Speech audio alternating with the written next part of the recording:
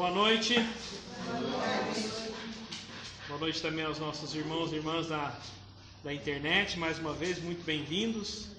Nessa quinta-feira, véspera de feriado, um pouco gelada, né? Mas com os corações aquecidos, mais uma vez, na casa do Cristo.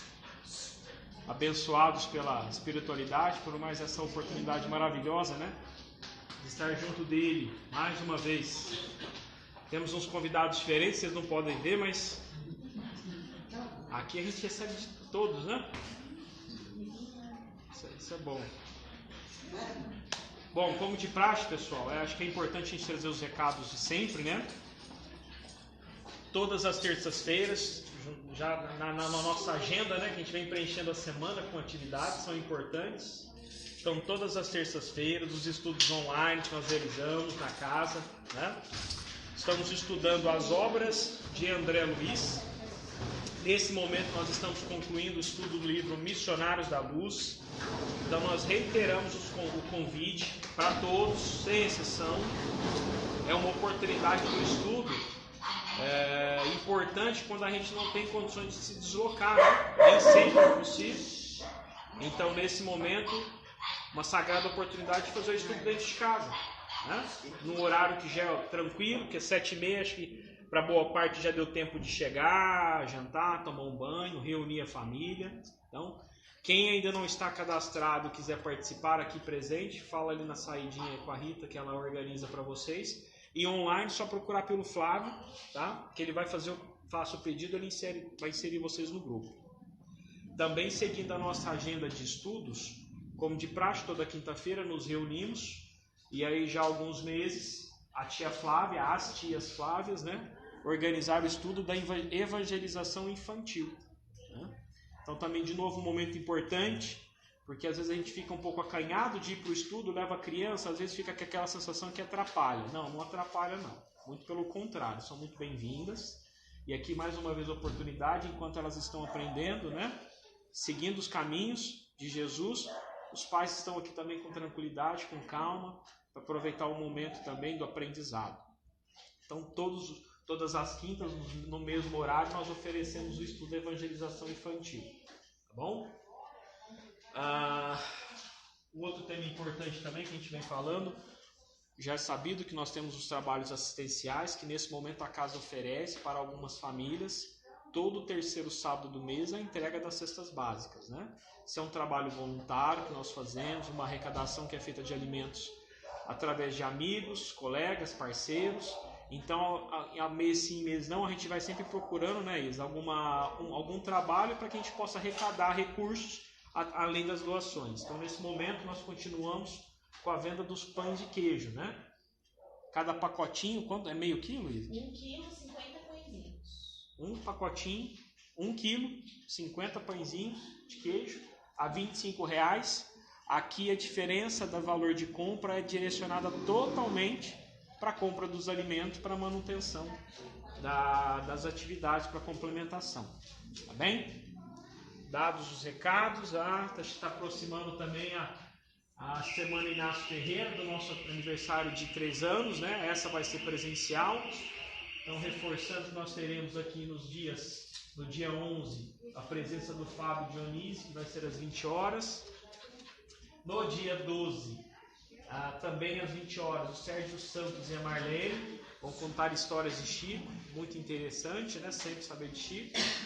No dia 13, às 14 horas, o André Tarife estará conosco. E no domingo, dia das Mães, nós teremos o nosso irmão Flávio. Que hora que vai ser, Flávio? 9 horas. 9 horas da manhã. Também nos apreciando com a presença dele. Qual é o meu tema? Vida e obra do Dr. Inácio. Vida e obra do Dr. Inácio é o tema que o Flávio vai abordar comigo. Dados os recados, antes de convidar o nosso irmão Manu Mandelli para a palestra de hoje, vamos só fazer a nossa breve oração, né? Mais uma vez agradecer a Jesus pela oportunidade, a espiritualidade amiga que já está aqui há várias horas fazendo atendimento fraterno. Convido a todos vocês a nesse instante se conectar com Jesus, né? Esvaziar a mente de tudo aquilo que nos preocupa, que nos tira o equilíbrio, a calma, por alguns instantes, deixar os nossos problemas lá fora. Vamos nos serenar, nos tranquilizar, aproveitar o estudo, aproveitar o aprendizado, mas também aproveitar o momento para receber aquilo que nosso espírito, nosso corpo, a nossa alma necessita, conformidade com a nossa necessidade, nosso merecimento, mas que nesse instante a gente consiga de fato dedicar o nosso tempo a Jesus. Que assim seja. Nós vamos falar hoje sobre o tema Jesus na Samaria, né? Continuando o estudo do Boa Nova. Bem-vindo. Boa noite, gente. Para mim é uma alegria estar aqui, né? Junto de corações amigos,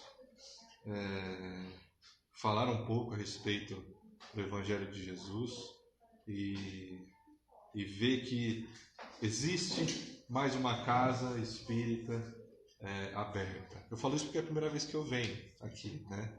E vejo que o trabalho do Cristo realmente tem que ser divulgado, tem que ter pés, mãos, para que a espiritualidade amiga realmente possa trabalhar por nós. Então, muito obrigado pela oportunidade. Espero que Jesus, Dr. Inácio, possa nos inspirar essa noite de estudos e que assim prossigamos tentando ser um pouquinho melhores, né? Mas só queria fazer um comentário antes. O Flávio fica mimando vocês todo dia de palestra, assim? Tudo aqui. Porque eles não vão lá pegar, você tem que entregar na mão. Meu Deus. Entregar na mão. Vou começar a minha aqui também, meu. Brincadeiras à parte. Quando o Flávio passou o tema pra gente, eu estudei e vi que é uma passagem muito bonita. E que o convite que Jesus faz à mulher samaritana, ele se estende a todos nós. Se estende a todos nós e se faz muito atual.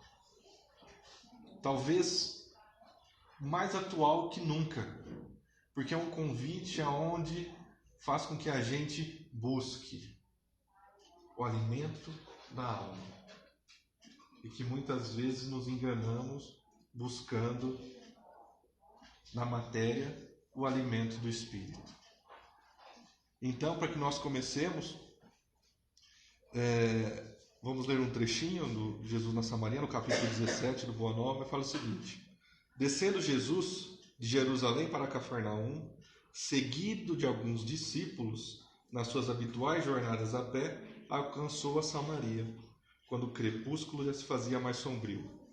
Filipe, André e Tiago, estando com muita fome, deixaram o mestre repousar junto de uma pequena fazenda e demandaram um lugarejo mais próximo em busca de alimento. É interessante frisar que o Filipe, André e Tiago estavam com fome e Jesus não estava. O Messias, olhando em torno de si, reconheceu que se encontrava ao lado da fonte de Jacó, envolvida nos brilhos do sol, que ia ceder lugar às sombras da noite que se aproximava. Uma mulher aproximou-se do antigo poço e observou que o mestre lhe ia ao encontro. Com a bela e costumeira placidez do seu semblante, o mestre lhe pedia para beber um pouco d'água. Como tu, questionou a mulher, sendo judeu, me pedes um favor, que sou samaritano? Interrogou o surpreendido. Os samaritanos, via de regra, eram totalmente desprezados pelo povo judeu. Então havia uma rixa. Então, quando Jesus se direciona à mulher samaritana, ela se surpreende. Jesus descansou na interlocutora, o olhar tranquilo e redarguiu: os judeus e os samaritanos terão porventura necessidades diversas entre si? Bem se vê que não conheces os dons de Deus, porquanto se houvessem guardado os mandamentos divinos, compreenderás que te posso dar a água viva. Veja que naquela época havia essa rixa entre povos. E ainda assim, Jesus fala: se reconhecesse os mandamentos de Deus, teria sido diferente. Se reconhecesse os mandamentos de Deus, saberia e compreenderia que ele poderia dar a água viva. Mas ainda assim, tanto a água quanto o alimento, para eles ainda não estava bem compreendido. Porque ela estava pegando água do poço e se alimentava diariamente, como todos nós fazemos, né? Mas ainda assim, Jesus continua. E ela pergunta: quem vem a ser essa água viva? Inquiriu a samaritana impressionada. Onde a tens, se a água aqui existente é apenas deste poço? Onde está essa água? Onde está esse alimento, né? Esse alimento vivo? Porque só tem água aqui, só tem o chazinho aqui, só tem o bolinho aqui. Onde está esse alimento que sacia? Onde a tens, se a água aqui existente é apenas deste poço? Acaso serias maior que o nosso pai Jacó, que não deu desde o princípio? Mulher, a água viva é aquela que sacia toda a sede, vem do amor infinito de Deus e santifica a criatura. Este poço de Jacó secará um dia. No leito de terra onde agora repousam suas águas claras, a serpente poderá fazer seu ninho. Não sentes a verdade das minhas afirmativas? Ante a tua sede de todos os dias? Não obstante, levares cheio o cântaro, voltarás logo mais ao poço, com uma nova sede. Entretanto, os que beberem da água viva estarão eternamente saciados. Para estes, não mais haverá necessidade material que se renova a cada instante da vida. Perene conforto lhes refrescará os corações através dos caminhos mais acidentados, sob o sol ardente dos desertos do mundo. A mulher escutava, presa de funda impressão, aquelas palavras que lhe chegavam ao santuário do Espírito com a solenidade de uma nova revelação. E aí então ela fala: Senhor, dê-me essa água, exclamou interessada. Mas ouve, Jesus continuou. E o mestre passou a esclarecer sobre os fatos e circunstâncias íntimas da sua vida particular. Então essa mulher samaritana, ela ia ao poço sozinha. Ela teve vários casamentos, naquela época não era permitido. Então, diante das revelações que Jesus fez a ela, ela passou a crer. E assim pôde falar a respeito de Jesus para os seus familiares e seus amigos. Senhor, e ela fala: Senhor, agora vejo que és de fato um profeta de Deus. Meu espírito está cheio de bondade e desde muito penso na maneira de purificar minha vida e santificar os meus atos. Entretanto, é tal a confusão que observo em torno de mim que não sei como adorar a Deus. E aí a gente se pergunta muitas vezes: onde realmente nós devemos ir adorar a Deus? Será que é aqui, no centro espírita?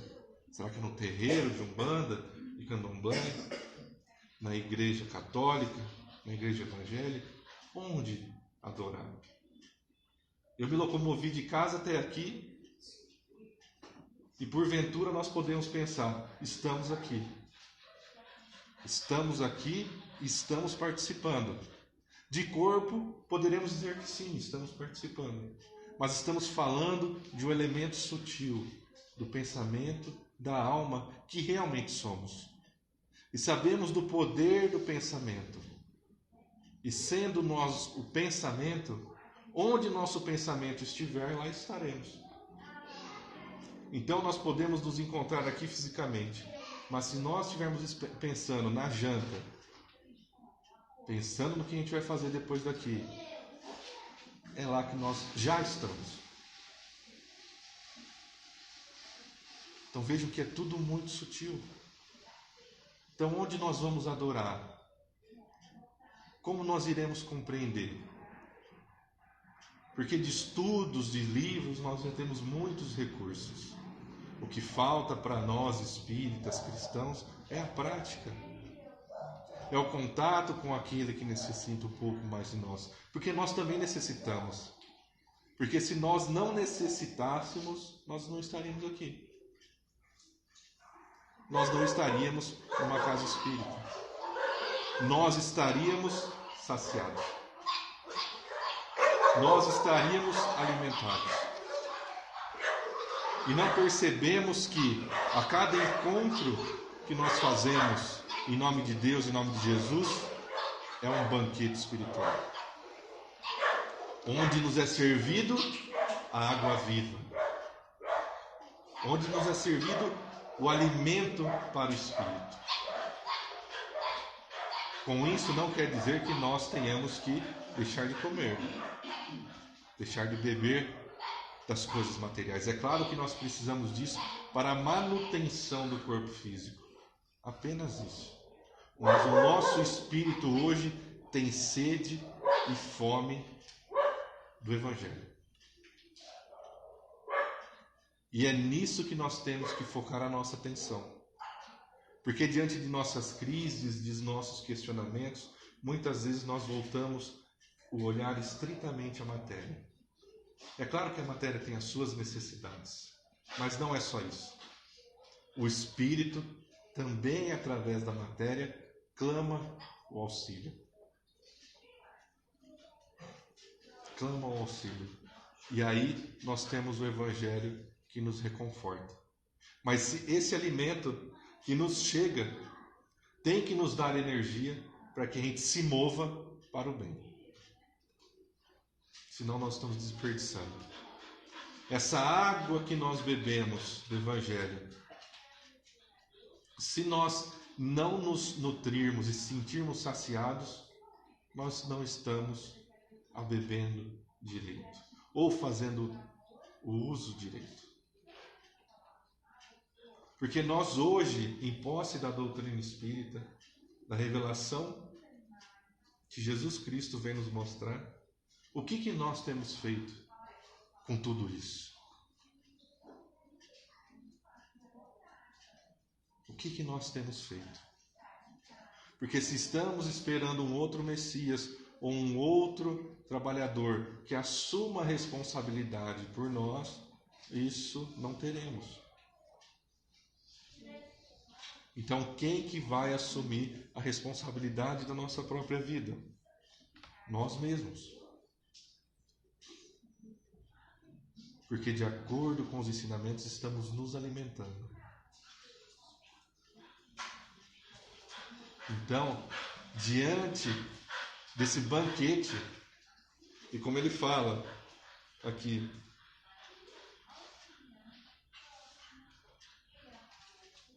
acima, disse-lhe Jesus, e o mestre passou a esclarecê-la sobre os fatos e circunstâncias íntimas da sua vida particular, explicando que se fazia necessário para que a sagrada emoção do amor divino lhe iluminasse a alma, afastando-a de todas as necessidades penosas da existência material. Então, será que diante de tudo que nós estamos estudando e lendo, isso realmente está nos afastando das necessidades penosas? Será que ainda assim, nós estudando, diante da preleção, diante dos estudos que a casa promove, será que ainda assim o egoísmo e a vaidade tomam conta do meu coração? Porque se ainda isso continua, alguma coisa a gente está deixando passar.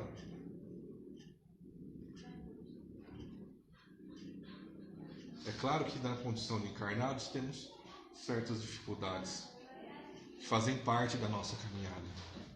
Mas como espíritos esclarecidos, nós necessitamos poder domar esses tipos de sentimento. E aí domando, e isso caracteriza a nossa evolução. E ainda, Humberto de Campos continua. Depois do diálogo com a samaritana, Jesus se preparava para ir à aldeia mais próxima. Tiago e André haviam trazido pão e algumas frutas e insistiam com Jesus para que se alimentasse. Então os apóstolos foram, pegaram comida na aldeia próxima, comeram e trouxeram alimento para Jesus, falando: Jesus, por favor, coma. Mestre, por favor, aceite um pouco de pão. É indispensável cuidardes do sustento. Descansai e comei. Não te preocupes, Filipe, disse o Messias, com reconhecimento. Não tenho fome.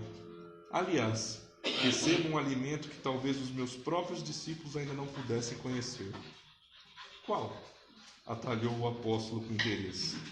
Antes de tudo, meu alimento é fazer a vontade daquele Pai misericordioso e justo que a este mundo me enviou, a fim de ensinar o seu amor e a sua verdade. Meu sustento é realizar a sua obra. E aqui tem uma palavrinha que vem mexendo com nós a todo estudo lá na Casa de Fraternidade, às quartas-feiras. Vou repetir até ela. Antes de tudo, meu alimento é fazer a vontade daquele Pai misericordioso. Fazer a vontade do Pai. Para a gente fazer a vontade do Pai, a gente tem que deixar de fazer a nossa vontade. E aí? Ah, mas eu quero, mas eu mereço, mas aquilo. Não, não é mais você. É a vontade do Pai. O quão a gente está disposto a fazer isso? Porque esse é o alimento. É fazer a vontade do Pai. Diante do dia que se passou hoje, diante das circunstâncias que nós enfrentamos hoje, quais foram as situações que nos fizeram deixar de fazer aquilo que a gente queria? Nós estamos aqui hoje na Casa Espírita por nossa vontade ou pela vontade do Pai? Ou melhor, nós estamos na Casa Espírita por nossos interesses ou pela vontade do Pai? Nós estamos no trabalho da cesta básica pela vontade do Pai ou pelos nossos interesses? E essa análise que nós temos que fazer. Porque senão nós começamos a vir a frequentar todos os trabalhos, ou até a nossa própria vida de uma maneira automática. Ah, eu vou lá e faço. Ah, eu vou lá e faço aquilo outro. E a gente não presta atenção no contato que nós tivemos com o outro. Da lição que é poder conversar e tentar se colocar no lugar de outra pessoa. Ter empatia. Ter empatia. Nós estávamos lendo o livro do André Luiz ontem. Nós estamos no Obreiros da Vida Eterna. E aí tinha uma situação de um padre que estava ali no plano espiritual inferior. E eu tentava me colocar no lugar dele falando: meu Deus do céu, né? Olha só quanta coisa errada que foi feita, quanto desengano. E aí agora tendo que recomeçar. E aí eu ficava pensando: pô, mas nós já estamos aqui. Se nós fôssemos ele ou não, não importa. Mas estamos aqui recomeçando. E agarrar essa oportunidade. Agarrar esse banquete espiritual que nos está sendo servido hoje. Porque senão, na hora que nós desencarnarmos, nós só teremos aquele peso na consciência a respeito da vida que nós tivemos e das oportunidades que eram tão fáceis de resolver e não resolvemos. Porque colocamos empecilhos. Porque nessas situações onde nos exige uma compreensão maior, é onde a vontade do Pai está. Naquele perdão, naquele carinho, naquele recomeço, naquele pedido de desculpa. Não, mas eu estava certo. Sério? Será mesmo que estava? O que a gente vai ganhar com o nosso orgulho? O que nós ganhamos até hoje com o nosso orgulho? Nada. Ganhamos uma nova encarnação no mundo de provas e expiações.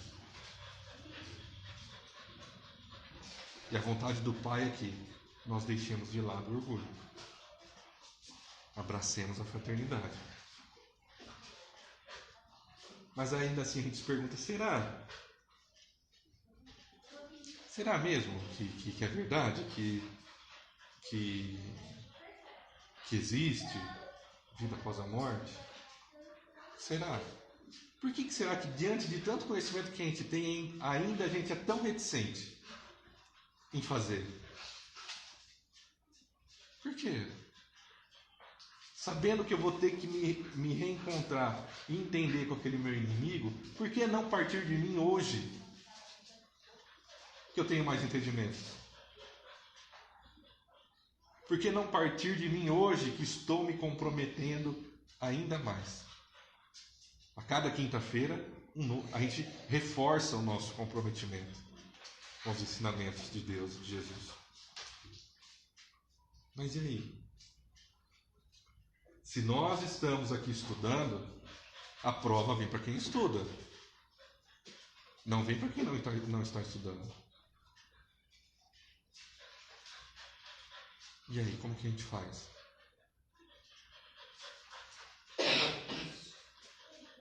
E aí, Jesus continua. Enquanto isso, Humberto de Campos continua. Enquanto isso, diante do êxito do Evangelho naquele momento, Jesus convida a escutar as pessoas que estavam falando. Diante daquilo que Jesus fez, da conversa com a mulher samaritana, ele também ministrou algumas palavras para a multidão que estava ali. Mas Jesus também fez um apontamento. Convidou aos apóstolos a ouvirem o que estava sendo dito sobre ele.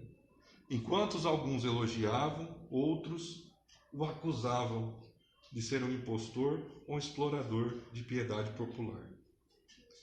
Fez silêncio entre ele e os 3 discípulos, de modo que podiam ouvir distintamente os diálogos travados entre os que os acompanhavam. Acredita que este homem, o Cristo prometido, acredita mesmo que aquele carpinteiro, filho de carpinteiro, é o Cristo prometido? Por que nós imaginamos, porque diante da nossa perspectiva e do que nos é passado, nós imaginamos algo e queremos que esse algo aconteça, mas geralmente não é do jeito que a gente quer. A gente sabe, que a vida muitas vezes não dá aquilo que a gente quer. E nesse caso foi a mesma coisa. Acreditas que seja este homem o Cristo prometido? Pergunta o samaritano de boa figura aos seus amigos. Da minha parte, não aceito semelhante postura. Este nazareno é um explorador de piedade popular.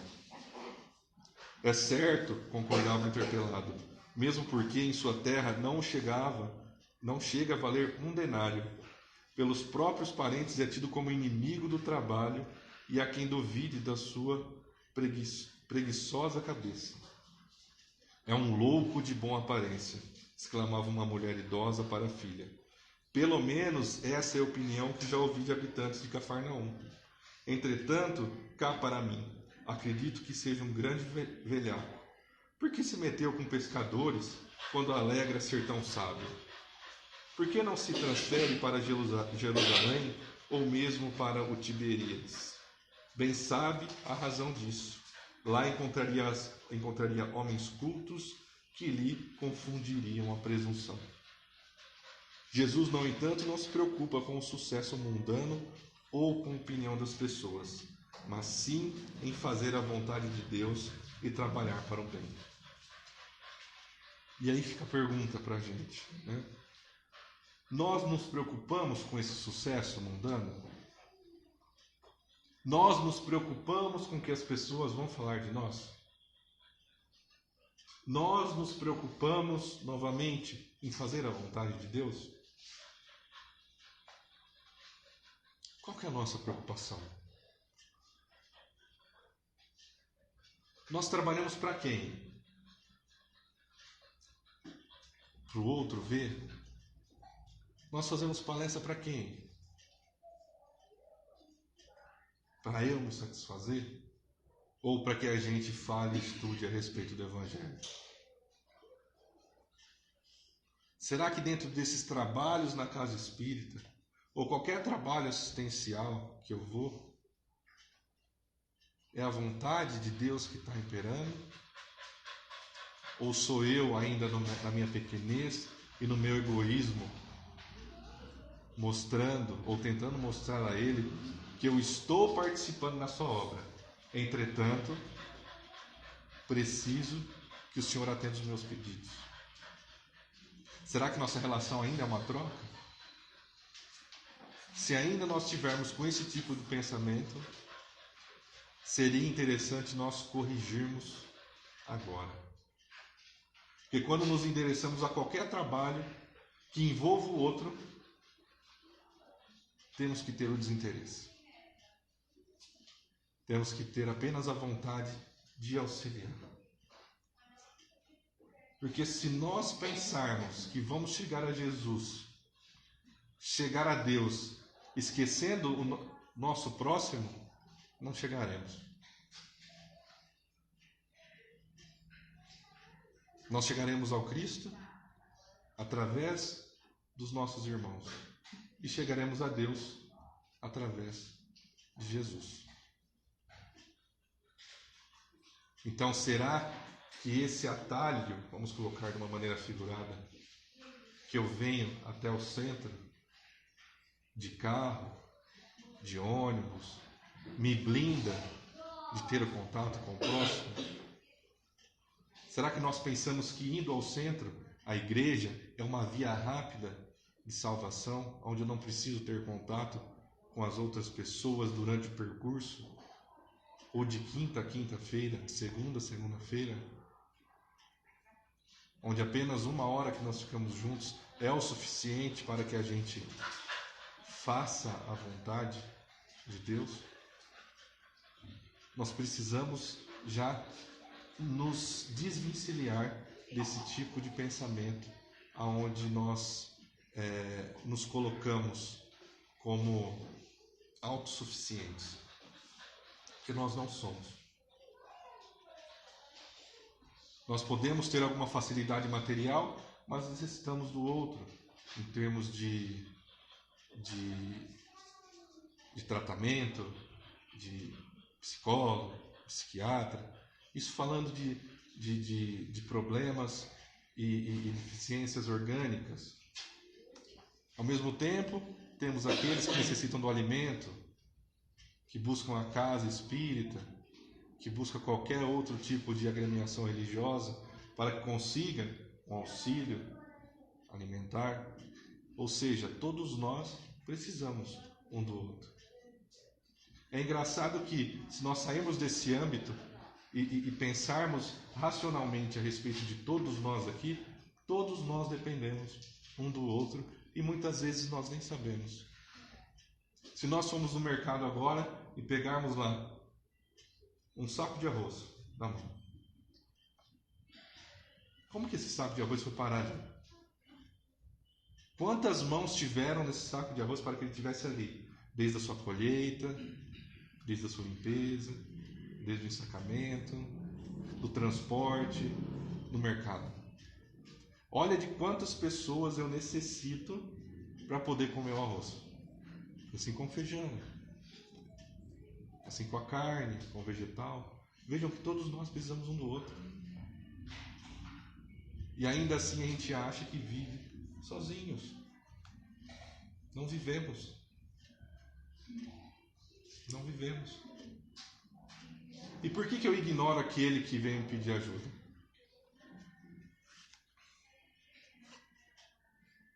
Será que é porque porque ele não tem nada a me oferecer? Eu não vejo vantagem, talvez, em ajudá-lo? Porque se eu visse vantagem, eu ajudaria. Nós somos egoístas ainda, a certo ponto, e temos interesses, né? Mas olha só, nem sabendo do Evangelho e sabendo da verdadeira vida, faça com que eu tenha interesse pelo outro, por mais egoísta que eu seja.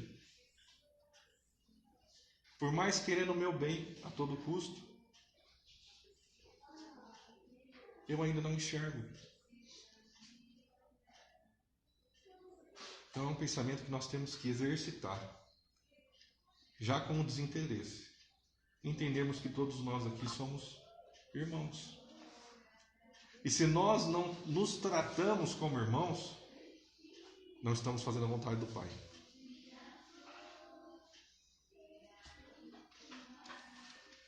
Então vejam como falta para a gente um caminhar sentimental, porque intelectual temos todos os recursos, temos todos os esclarecimentos, mas a atrofia ainda do coração é muito grande. Então parece que nos nossos poucos contatos com o outro estamos ainda na fisioterapia.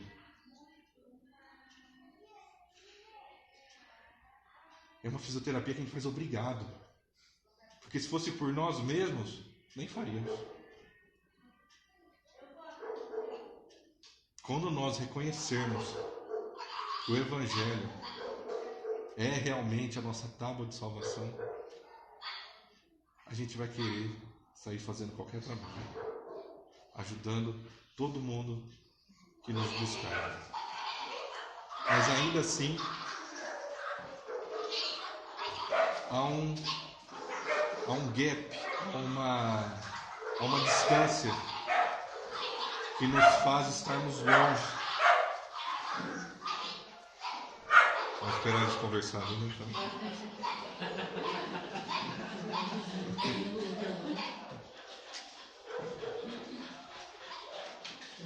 Ainda assim, do nosso estudo, a nossa ação, ainda falta uma distância. Que é essa distância, muitas vezes, do sentimento. E que nós possamos hoje encurtar essa distância. E que realmente seja a vontade do Pai que impere sobre nós. Porque aí nós estaremos mais próximos da felicidade. E aí Jesus, continuando, né? Jesus, no entanto, não se preocupa com o sucesso mundano, repetindo, ou com a opinião das pessoas, mas sim em fazer a vontade de Deus e trabalhar para o bem. Então, diante da nossa caminhada em fazer e buscar o bem, não nos preocupemos com a opinião dos outros. Nos preocupemos com a nossa consciência. Nos preocupemos se nós estamos realmente falando, estudando e fazendo. Porque se nós estamos aqui estudando, chega lá fora e faz diferente, alguma coisa tem. Eu lembro uma vez que eu estava com a Renata é minha esposa. Eu tinha acabado de sair da casa de fraternidade. E a gente estava no carro. E aí eu comecei a reclamar de alguma coisa. Eu não me lembro realmente qual que era o assunto. Mas, e aí nas nossas conversas, eu concluí, mas vou fazer palestra para fazer tudo diferente? Então é melhor nem ir. Melhor nem fazer. Porque se a gente está falando de alguma coisa que não sente, não tem magnetismo. A gente está falando por falar. E aí não atinge o objetivo. Então é claro que é um trabalho, um processo para que a gente faça com que o Evangelho viva dentro de nós diante das nossas dificuldades. Mas é necessário o nosso esforço. Então não nos preocupemos com o que possam falar da gente. Por professar o Espiritismo ou qualquer outro tipo de religião. Por viver dentro do centro espírita. Por não ligar para as coisas materiais. Não vamos importar com isso. Nós sabemos o que nós devemos realmente fazer. E ele explica, né? Jesus explica aos discípulos que, como os pregadores do Evangelho, eles encontrarão muitas pessoas como os samaritanos discutidores, atento aos êxitos e referências do mundo. E aí Jesus fala: observai a estrada para que não caias. Tem uma frase do Chico, se eu não me engano, que ele fala que aos 45 minutos do segundo tempo, ali da encarnação, a hora que a gente está para desencarnar, a gente pode ter uma atitude que pode arruinar com a nossa encarnação toda. E aí o que isso quer dizer? Nós não estamos prestando atenção na jornada. Nós não estamos prestando atenção. Porque se nós estamos num mundo de provas e expiações, a todo momento, a todo dia tem uma provinha. Vamos sair daqui, vai terminar o trabalho? Talvez seja uma provinha. E aí como que a gente vai responder? né? Obrigado, Luizinho. Como que a gente vai responder? Será que nós vamos estar atentos? Porque o atento que ele diz é isso. Atento com a nossa encarnação. Comprometidos com o Evangelho. Observai a estrada para que não cairdes, porque o discípulo do Evangelho não se pode preocupar senão com a vontade de Deus. É a terceira vez que nós lemos aqui nesse texto, isso que eu cortei um pouco. Senão o Flávio ia falar, né, a gente ia ficar aqui até 10h30, 11. Né? Não é mentira. Mas, terceira vez que ele fala aqui, nos nossos trechos, vontade de Deus.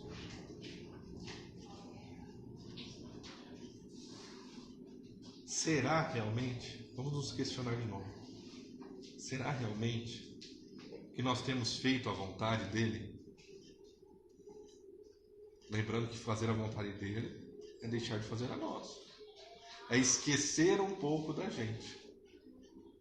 Esquecer do que a gente acha que é problema, esquecer das nossas vaidades, dos nossos egoísmos, dos nossos quereres e querer o que ele quer. Mas ele quer o bem do mundo. Ele quer que eu ame o meu próximo. Ixi, amar o meu próximo? Amar o meu próximo mesmo? Será? Sim. Amar o próximo como a si mesmo. Amar a Deus sobre todas as coisas e o próximo como a si mesmo. Claro que cada um tem as suas dificuldades. Claro que cada um tem as suas provas, os seus momentos. Se nós estamos aqui hoje é porque nós estamos buscando alguma coisa. Mas ainda assim, se nós formos analisarmos ali profundamente, nós vamos ver que só vai depender da gente. E que se tem algo atrapalhando nós, é alguma coisa correspondente à vaidade e ao orgulho. E é isso que nós temos que deixar para trás. Porque isso são pedras nos nossos pés que não nos permite alcançar planos maiores. Não nos permite alcançar inspirações maiores. Que estamos presos nesses tipos de sentimento. Repetindo novamente. Observai a estrada para não cairdes, porque o discípulo do Evangelho não se pode preocupar senão com a vontade de Deus, com o seu trabalho sob as vistas do Pai e com a aprovação da sua consciência. Hoje, nós que estamos aqui, estamos com a consciência tranquila? Se nós desencarnássemos hoje, nós não teríamos mais nada para fazer? Não deixaríamos nenhum tipo de pendência? Eu acho que eu tinha que resolver isso aqui. Ah, não, vou esperar mais um pouquinho, dá mais um tempinho que eu preciso resolver essas coisas. Né? Geralmente a gente pega mais uns dias aí. Mas por que não resolver já? Porque a nossa, como que eu posso dizer? A nossa bússola no caminho certo é a consciência. A paz na consciência. Tem uma questão no Livro dos Espíritos, 919, onde Kardec questiona a espiritualidade, Santo Agostinho, a respeito de como a gente pode acelerar o nosso processo e nos livrarmos das más tendências. E aí o Santo Agostinho vai responder: conhece-te a ti mesmo. E a gente está com essa frase há tanto tempo. E a gente evita a conhecermos a nós mesmos e procura conhecer o outro através da fofoca, através daquilo outro. Não, mas fulano é daquele jeito, fulano é estourado, fulano é... Não, mas peraí. Não importa o que o outro é, o que eu sou. Como que eu sou? E é isso o convite. Conhece-te a ti mesmo.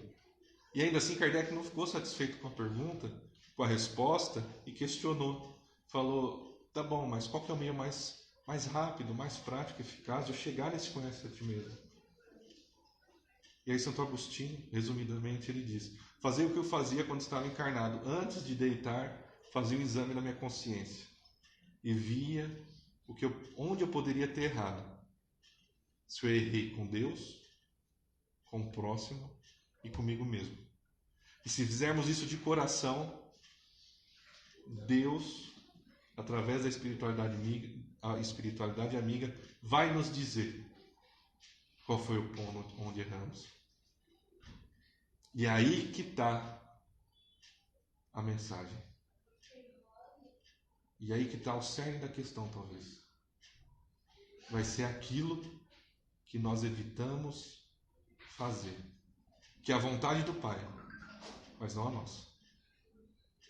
Porque eu vou ter que superar, eu vou ter que me humilhar aos olhos da humanidade, aos olhos do outro, pensando numa certa superioridade que nós não temos. Então veja que diante do que nós pedimos a Deus, muitas vezes a resposta vai vir contrária ao nosso desejo, do que a gente queria que fosse. Isso é bom. Isso é bom porque a gente já tem ali uma consciência do que a gente tem que fazer.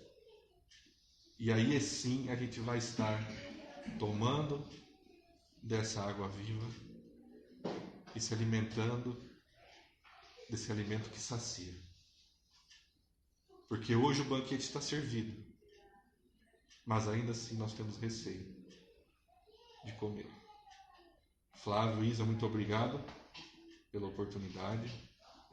Agradeço a atenção de vocês. Espero que nós possamos sair daqui mais comprometidos, com a consciência, não sei se tranquila, porque todos nós temos ponto a resolver. Então espero que isso seja um chacoalhão, de certa forma, para todos nós, para que a gente possa resolver e caminhar mais rápido ao caminho de Jesus, ao encontro de Jesus. Muito obrigado.